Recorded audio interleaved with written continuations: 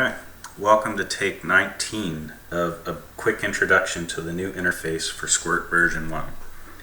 So the new interface consists of, three distinct areas. We have the header, which contains the date controls, links to our comments, sensors, and filters, which we'll talk about in a second. To the left here we have our view toggle and a link to our map, and we have the event summary for the current view and for the day. So looking at the events over here, by default on the initial page load, the events are grouped by signature and only the events in the active queue are shown.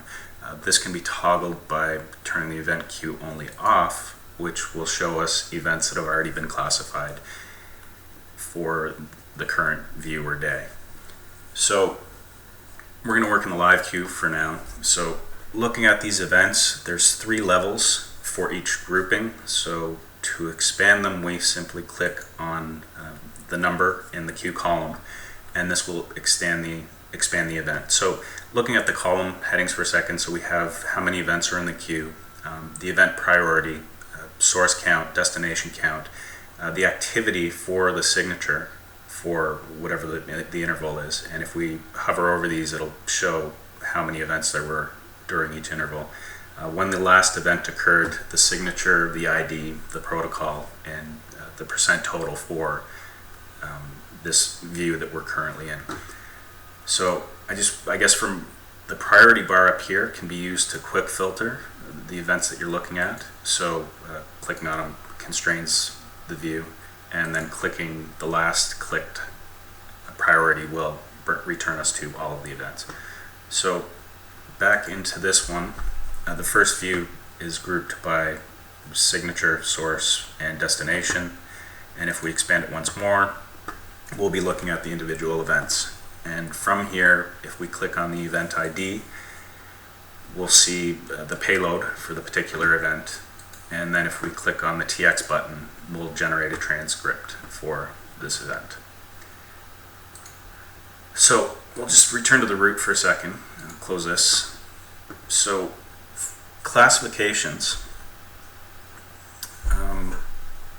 We can perform mass classifications once we begin drilling into the event. So for example, this one right here, we're not too concerned about it, so we don't even need to really look at the lower views. We can just select this. Now, to categorize these events, we can either click these headings here, or we can click what these headings are linked to, which, for example, this one you can see it's linked to F6. So we're not going to choose that one, we're going to choose F8, which is no further action required, and this will remove these events from our queue. Now, we could also drill deeper into the events, and for example, looking at this one, we want to go into detail, and this one we're going to actually add a comment to. So we'll select the event and we'll open the comment box by clicking the link up here, and we're going to escalate this one, which can be done either by clicking here or clicking F9, and we'll just say that need more info, and clicking F9 will categorize this event, and it will also add a comment to it. So if we want to view the event in the future, we can easily find it actually just by applying this as a filter, hitting enter, and this actually turns the event queue off, because most likely after you've added a comment to an event, you've also performed a classification action.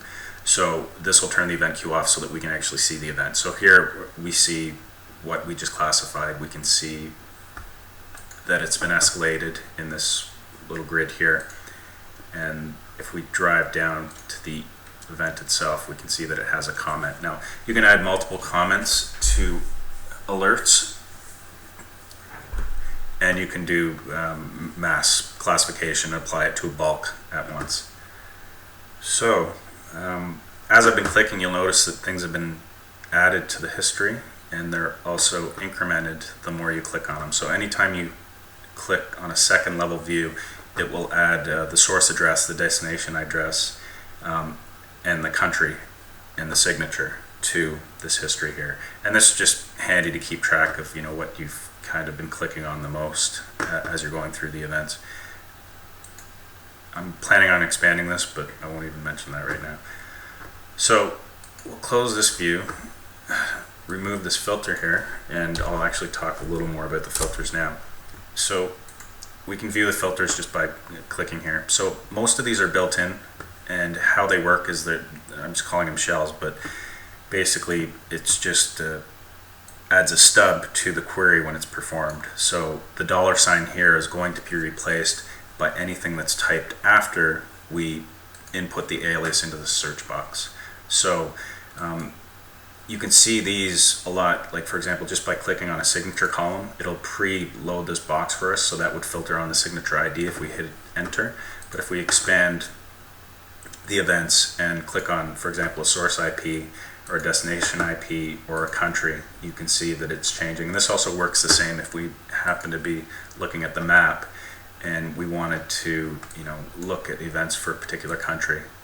It would add the filter for us, and then following up with enter would perform the query with the constraint in it. Now the filters can be as extravagant as you want.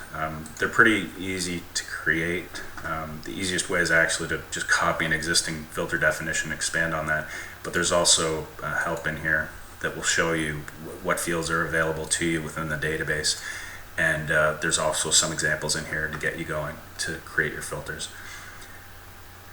So that is it for now. Enjoy. Thank you.